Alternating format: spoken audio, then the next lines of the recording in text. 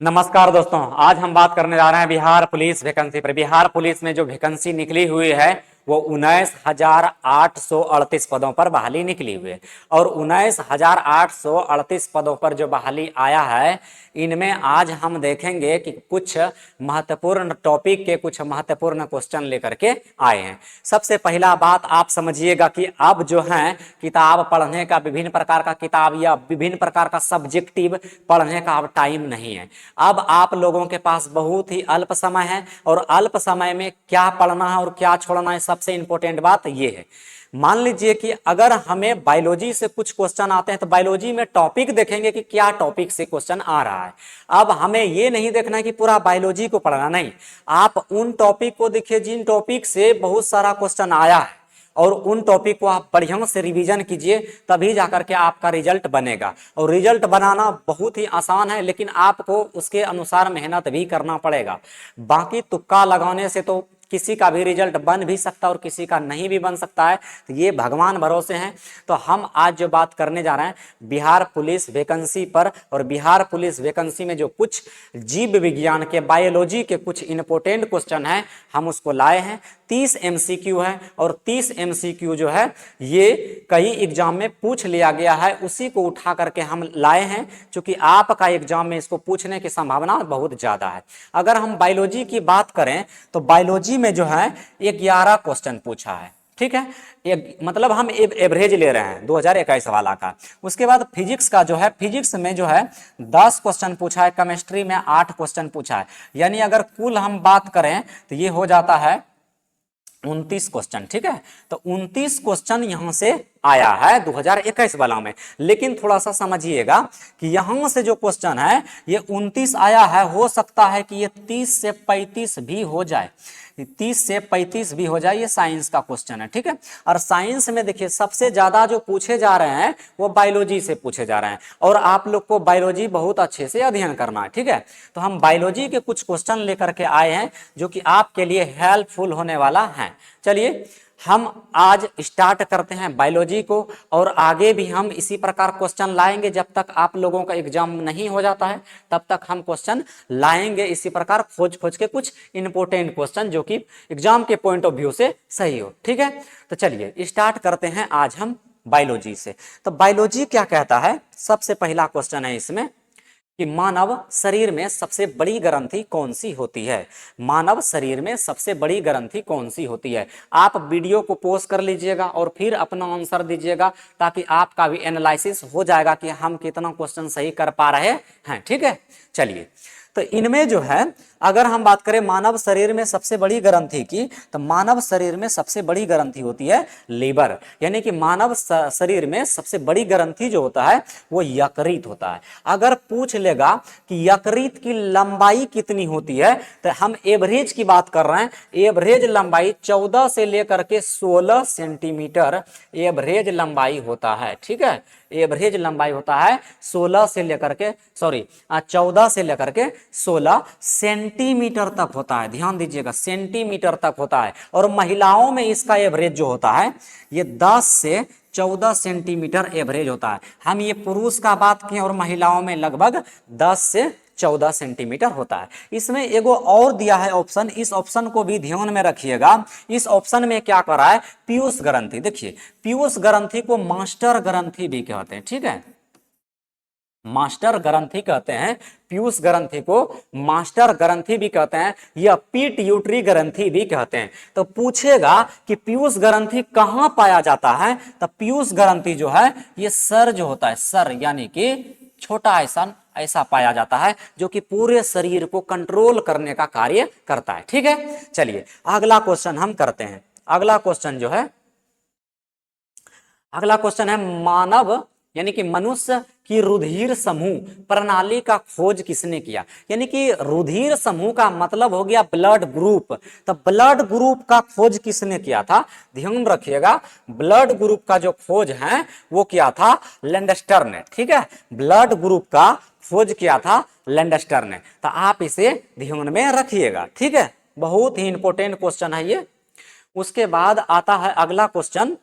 अगला क्वेश्चन है 3 नंबर में, डीएनए का पूरा नाम क्या होता है? डीएनए का पूरा नाम क्या होता है? तो डीएनए का पूरा नाम जो होता है डायऑक्सी राइबोज न्यूक्लिक एसिड होता है, डायऑक्सी राइबोज न्यूक्लिक अम्ल होता है। ठीक है, डीएनए का पूरा नाम होता है डायऑक्सी राइबोज न्यूक्लिक अम्ल। ऑप्शन नंबर इसका ए से होगा। देखिए, अगर डीएनए पूछा है तो आपको आरएनए भी तैयारी करके जाना चाहिए। ठीक है, आरएनए भी तैयारी करके जाना चाहिए। आरएनए होता है राइबोज न्यूक्लिक एसिड। ठीक है, राइबोज न्यूक्लिक अम्ल। ठीक है, चलिए आगे हम बात करते हैं। क्वेश्चन नंबर 4 है कि मनुष्य के शरीर में कितनी हड्डियां होती है? तो मनुष्य के शरीर में जो हड्डियां होती है, आप लोग जानते हैं कि मनुष्य के शरीर में कितनी हड्डियां होती है? तो मनुष्य के शरीर में 206 हड्डियां होती है। ये वो मनुष्य है, वयस्क मनुष्य, ध्यान रखिएगा, वयस्क। लेकिन अगर पूछेगा कि बच्चों में कितना होता है, तो बच्चों में याद रखिएगा, बच्चों में 300 हड्डियां होती है। ठीक है, बच्चों के शरीर में 300 हड्डियां होती है, जबकि वयस्क मानव के शरीर में 206 हड्डियां ही होती है। ठीक है, चलिए अगला देखिए। अगला है 5 नंबर क्वेश्चन। 5 नंबर का आता है, मनुष्य का समान रक्तचाप कितना होता है? मनुष्य का समान रक्तचाप का मतलब होता है ब्लड प्रेशर। तो ब्लड प्रेशर जो होता है मनुष्य का, वो होता है 120/80। याद रखिएगा, ये कई एग्जाम में आया है और बिहार पुलिस का ये प्रीवियस ईयर क्वेश्चन है, कई बार इसको पूछ लिया गया है। ठीक है, तो मनुष्य का समान रक्तचाप जो होता है वो होता है 120/80। ठीक है, उसके बाद आगे चलते हैं। आगे जो है क्वेश्चन नंबर 6 है, और क्वेश्चन नंबर 6 क्या कहता है? आरबीसी का जीवन काल, आरबीसी का जीवन काल लगभग कितना होता है? तो सबसे पहले देखिए, आरबीसी को जो कहते हैं, इसको कहते हैं रक्त समूह कणिकाएं। रक्त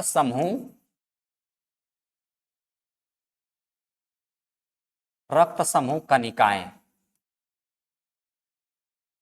इसको कोशिकाएं भी कहते हैं। ठीक है, या इसको लिख सकते हैं, इसको क्या कहते हैं? Red blood cells, red blood cells कहते हैं। ठीक है, रक्त समूह कणिकाएं, ये हिंदी नाम है, बाकी आप इंग्लिश जानते हैं, रेड ब्लड सेल्स होता है।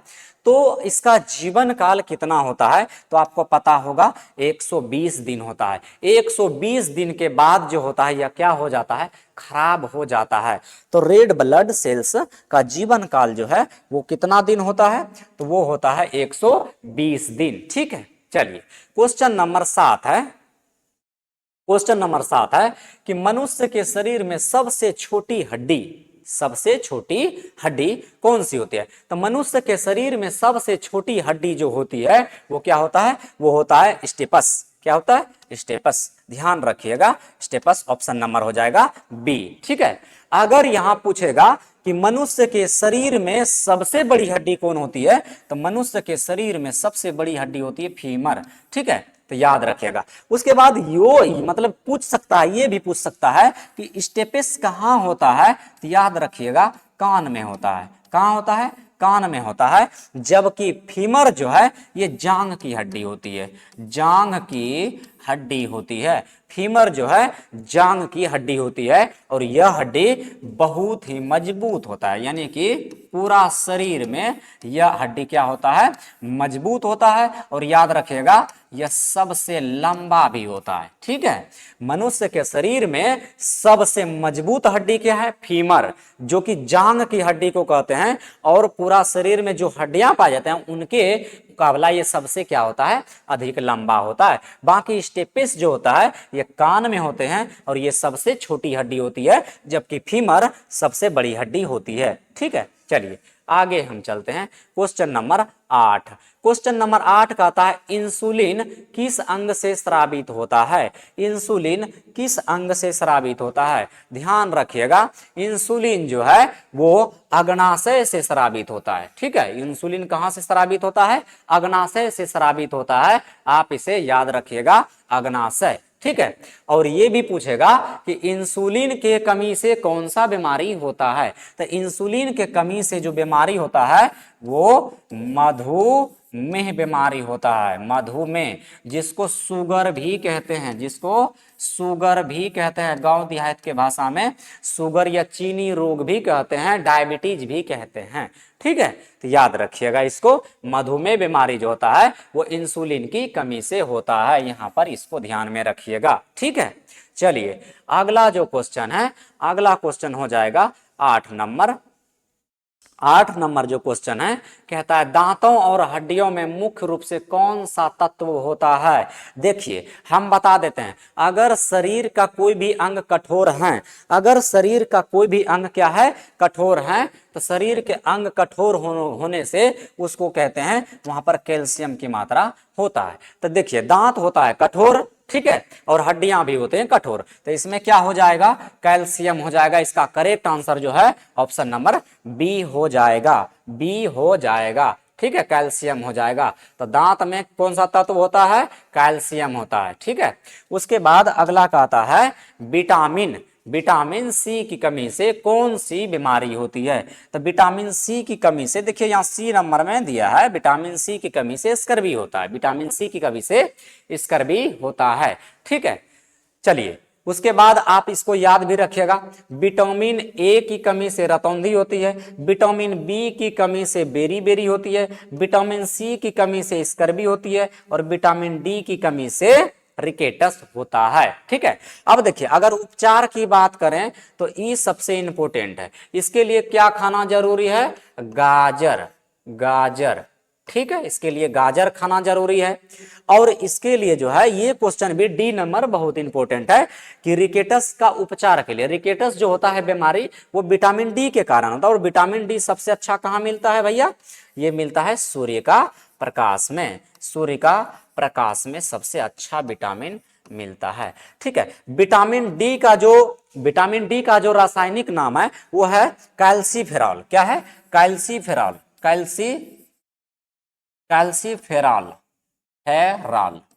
कैल्सीफेरॉल याद रखिएगा। विटामिन डी का रासायनिक नाम है कैल्सीफेरॉल, और विटामिन सी का जो रासायनिक नाम है वो एस्कर्बिक एसिड है, और विटामिन बी का रासायनिक नाम थायमीन है, थायमीन है, और विटामिन ए का रासायनिक नाम रेटेनॉल। क्या है, रेटेनॉल, रेटेनॉल। ठीक है, ये सब छोटा छोटा बात है, आप इसे याद रखिएगा। विटामिन ए को कहते हैं रेटेनॉल, विटामिन बी को थायमीन, विटामिन सी को एस्कर्बिक एसिड, और विटामिन डी को कैल्सीफेरॉल कहते हैं। ये सब का हम बता दिए रासायनिक नाम, आप इसे याद रखिएगा। पूरा पूरा संभावना है कि एगो रासायनिक नाम आपका एग्जाम में आएगा ही। ठीक है, चलिए आगे हम चलते हैं। आगे 11 नंबर क्वेश्चन क्या कहता है, 11 नंबर क्वेश्चन कहता है मस्तिष्क का अध्ययन क्या कहलाता है।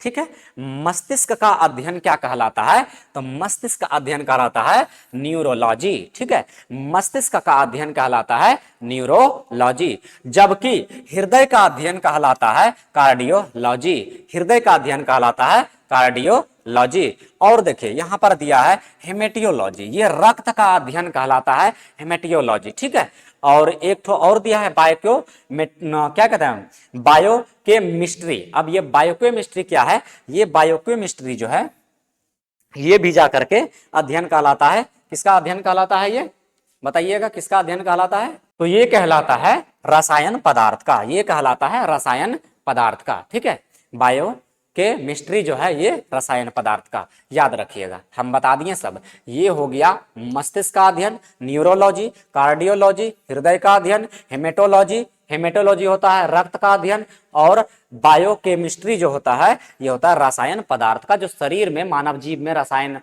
होते हैं उसको कहते हैं बायोकेमिस्ट्री। ठीक है, चलिए अगला हम चलते हैं। अगला जो है कहता मनुष्य के शरीर का तापमान कितना होता है, तो मनुष्य के शरीर का जो तापमान होता है याद रखेगा 98.6 डिग्री फ़ारेनहाइट है। एफ जो आपको दिख रहा है इसको हम कहते हैं फ़ारेनहाइट, 98.6 डिग्री फ़ारेनहाइट होता है। 98.6 डिग्री क्या होता है, फ़ारेनहाइट होता है मनुष्य के शरीर का तापमान, याद रखिएगा। ठीक है, उसके बाद जो है अगला क्वेश्चन है कि कोशिका कोशिका का शक्ति घर किसे कहते हैं? कोशिका का शक्ति घर किसे कहते हैं? तो याद रखिएगा, कोशिका का शक्ति घर, power house of cell, power house of cell कौन होता है? तो याद रखिएगा माइटोकॉन्ड्रिया। बहुत ही इंपॉर्टेंट क्वेश्चन है, क्योंकि ये अभी पिछला एग्जाम में बिहार कांस्टेबल भर्ती में ही इसको पूछा है। तो याद रखिएगा माइटोकॉन्ड्रिया ये कोशिका का शक्ति घर, इसको बिजली घर भी कहते हैं, याद रखिएगा, ठीक है। चलिए उसके बाद अगला है, रक्त में हीमोग्लोबिन किसके लिए उत्तरदायी होता है? जरा बताइए, रक्त में जो हीमोग्लोबिन होता है, हीमोग्लोबिन याद रखिएगा, एक बात यहाँ एक क्वेश्चन याद रखिएगा, पहले हम इसको बता देते हैं कि रक्त में जो हीमोग्लोबिन होता है वो किसके लिए? देखिए हीमोग्लोबिन का काम है ऑक्सीजन का परिवहन करना। हीमोग्लोबिन का काम क्या है? शरीर में जो ऑक्सीजन होते हैं उसको परिवहन करना। और ये भी बात याद रखिएगा कि जो हीमोग्लोबिन होते हैं, ये हीमोग्लोबिन के कारण ही रक्त कैसा होता है? रक्त कैसा होता है? तो बताइएगा, रक्त होता है लाल, ठीक है। हीमोग्लोबिन के कारण ही रक्त लाल होता है, ठीक है। चलिए आप इसे कर लिए होंगे। अगला क्वेश्चन हम करते हैं। अगला क्वेश्चन है क्वेश्चन नंबर 15, ठीक है। 14 हो गया, क्वेश्चन नंबर हो गया 15 होगा 15। अब देखिए यहाँ पर है, एड्स रोग किस वायरस के कारण होता है? एड्स रोग किस वायरस के कारण होता है? बताइएगा, एड्स रोग किस वायरस के कारण होता है? एड्स रोग किस वायरस के कारण होता है? किस वायरस के कारण होता है? HIV। किस वायरस के कारण होता है? HIV। अगर आपसे HIV का फुल फॉर्म पूछ लिया जाए तो आप बता दीजिएगा human immuno deficiency of virus, human immuno deficiency virus, ठीक है। HIV इसको कहते हैं, इसके माध्यम से रोग होता है। कौन सा रोग होता है? एड्स होता है। एड्स जो कि दुनिया का सबसे खतरनाक बीमारियों में से एक है। चलिए आगे हम बात करते हैं, मनुष्य के शरीर में रक्त शुद्ध करने का कार्य कौन करता है? बताइएगा, मनुष्य के शरीर में रक्त शुद्ध कौन करता है? तो मनुष्य के शरीर में रक्त शुद्ध करता है किडनी। कौन करता है? किडनी, याद रखिएगा किडनी। इसको वृक्क भी कहते हैं, कहीं कहीं इसका नाम न्यूफ्रॉन भी होता है, और ऑप्शन में गुर्दा भी दे दिया जाता है। याद रखिएगा, क्या दे दिया जाता है? गुर्दा, ठीक है। इसको गुर्दा कहते हैं, किडनी कहते हैं, वृक्क कहते हैं, जो बोलिए। तो मनुष्य के शरीर में जो रक्त का शुद्धिकरण करता है वो करता है, कौन करता है? याद रखिएगा किडनी करता है। चलिए उसके बाद जो है अगला क्वेश्चन नंबर होगा 17। 17 कहता है, मलेरिया रोग किसके द्वारा फैलता है? ये तो आपको पता है कि मलेरिया तो मच्छर के द्वारा फैलता है, लेकिन याद रखिएगा कौन सा मच्छर? तो याद रखिएगा मादा मच्छर। अब मादा मच्छर का नाम क्या है? तो एनाफिलिसिस मच्छर, इसको कहते हैं मादा मच्छर। एनाफिलिसिस मच्छर, इसको कहते हैं मादा मच्छर, ठीक है। तो मलेरिया जो होता है एनाफिलिसिस मच्छर द्वारा फैलता है। चलिए आगे हम करते हैं। आगे क्वेश्चन नंबर 18 है। 18 कहता है, क्लोरोफिल किसमें पाया जाता है? इसमें तो कोई बोलने वाला बात ही है नहीं। क्लोरोफिल किसमें होगा? बताइएगा, क्लोरोफिल किसमें होगा? क्लोरोफिल होगा पौधों में। किसमें होगा? पौधों में। ऑप्शन नंबर सी हो जाएगा इसका correct answer. Option number C हो जाएगा इसका करेक्ट आंसर। क्या हो जाएगा? पौधों में। पौधों में क्या पाया जाएगा? क्लोरोफिल। चलिए क्वेश्चन नंबर 19। क्वेश्चन नंबर 19 का क्या कहता है? कहता है सबसे बड़ा कोशिकीय अंग क्या है? सबसे बड़ा यानी कि कोशिका का सबसे बड़ा अंग क्या है? तो याद रखिएगा क्या हो जाएगा इसका आंसर? न्यूक्लियस है, तो न्यूक्लियस दे दीजिए एकदम। न्यूक्लियस कोशिका का सबसे बड़ा अंग क्या है? न्यूक्लियस, ठीक है। चलिए उसके बाद अगला क्वेश्चन है, क्वेश्चन नंबर है 20। 20 क्या कहता है? मानव शरीर में जल की कमी यानी मानव शरीर में जल की मात्रा कितनी होती है? याद रखिएगा 60%। 60% से अधिक भी ऑप्शन में देता है। याद रखिएगा 60% से अधिक, ठीक है। तो मानव के शरीर में जल की मात्रा कितना होता है? 60% से अधिक होता है, ठीक है। चलिए अगला क्वेश्चन कीजिए। अगला क्वेश्चन जो है ये कहता है, रक्त में प्लेटलेट्स का कार्य क्या है? रक्त में प्लेटलेट्स क्या करता है? तो याद रखिएगा, रक्त में प्लेटलेट्स क्या करता है? ये थक्का बनाता है। क्या करता है? रक्त का थक्का बनाता है। रक्त का थक्का इसलिए बनाता है कि मान लीजिए कभी एक्सीडेंट कर गए हैं और आपका ब्लड बहुत ज्यादा बन रहा है, तो आपके शरीर में अगर प्लेटलेट्स की मात्रा अधिक है तो आपका शरीर से जल्दी से खून का स्राव नहीं होगा, उसको थक्का बना दिया जाएगा। याद रखिएगा, रक्त का स्राव जो होता है विटामिन के की कमी से भी होता है। ये क्वेश्चन भी पूछता है कि विटामिन के की कमी से क्या होता है? तो रक्त का स्राव होता है। तो रक्त का थक्का बनाने के लिए कौन सा विटामिन उपयोग है? तो विटामिन के उपयुक्त है, याद रखिएगा। ठीक है, अगर आपके शरीर में विटामिन के का कमी है तो समझिए कि आपका जो कट छट जाता है हाथ पैर गोड़, उसमें रक्त बहुत ज्यादा, ब्लड बहुत ज्यादा फ्लो कर जाता है। ठीक है, चलिए अगला क्वेश्चन है, मधुमेह रोग किस हार्मोन की कमी से होता है? मधुमेह रोग किस हार्मोन की कमी से होता है? याद रखिएगा यहाँ पर कि मधुमेह दिया है, मधुमेह रोग को इसको शुगर भी कहते हैं, शुगर भी कहते हैं, इसको चीनी रोग भी कहते हैं। ठीक है, इसको चीनी रोग भी कहते हैं, याद रखिएगा। तो बताइए, चीनी रोग, शुगर रोग, या इसी को डायबिटीज कहते हैं। ठीक है, तो याद रखिएगा किसके कारण होता है? इंसुलिन के कमी के कारण होता है। क्या होता है कि देखिए, कभी कभी क्या होता है कि आप मान लीजिए बहुत दिनों से कुछ खा रहे हैं, अन्न पानी कुछ तो खा रहे हैं। अब अन्न पानी कुछ खा रहे हैं तो खाते खाते क्या होता है कि आपके शरीर में इंसुलिन स्रावन नहीं होता है। मतलब बहुत ज्यादा आप चीजों को ग्रहण कर लिए और कोई भी चीज खाते हैं तो उसमें क्या होता है? शुगर होता है, मतलब उसमें सुक्रोज होता है, उसमें जो ग्लूकोज होता है तो शुगर है।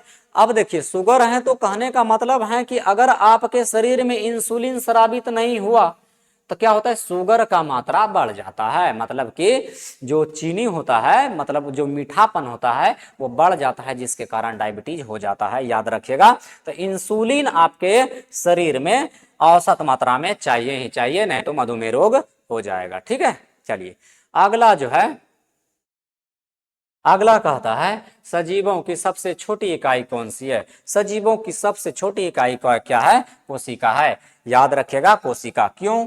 क्योंकि अगर हम बात करें सबसे छोटा अंग क्या है? कोशिका। सबसे छोटा अंग क्या है? कोशिका।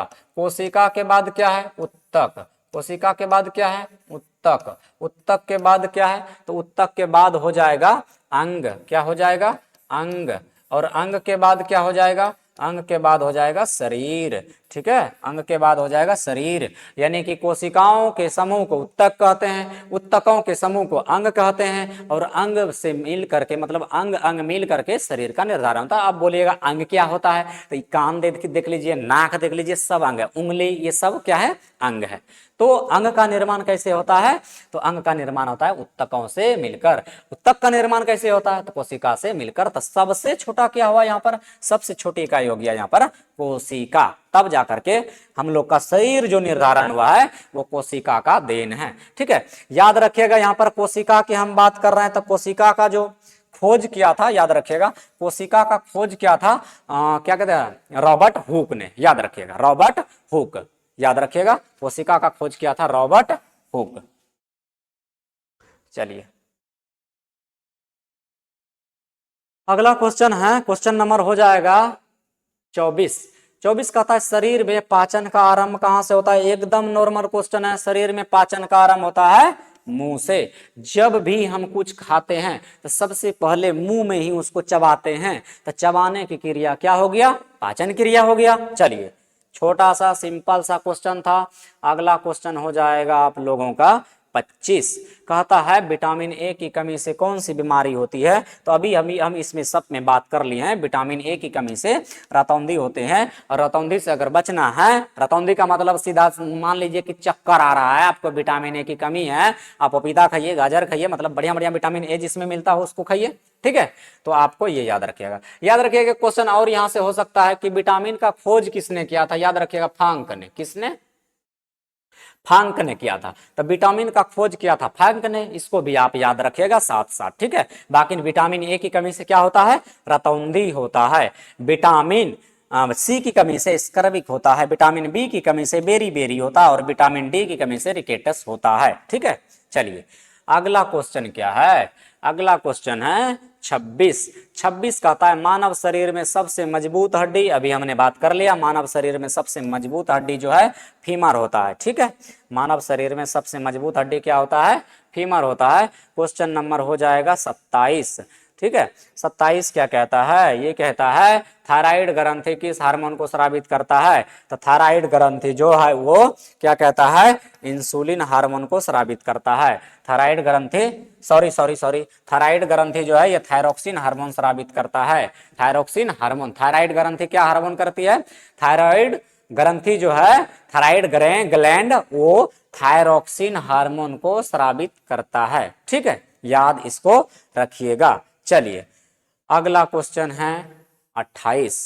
28 में है लार में कौन सा एंजाइम होता है? तो लार में कौन सा एंजाइम होता है? याद रखिएगा, लार में जो एंजाइम होता है वो होता है टाइलिन। लार में एंजाइम कौन होते हैं? टाइलिन। और टाइलिन को का क्या कहते हैं? इमाइलेज भी कहते हैं। टाइलिन को इमाइलेज भी कहते हैं, तो इसको याद रखिएगा। दूसरा अगर इसी में बात करें तो पेप्सिन कहाँ पाया जाता है? याद रखिएगा, ये पेट में पाया जाता है।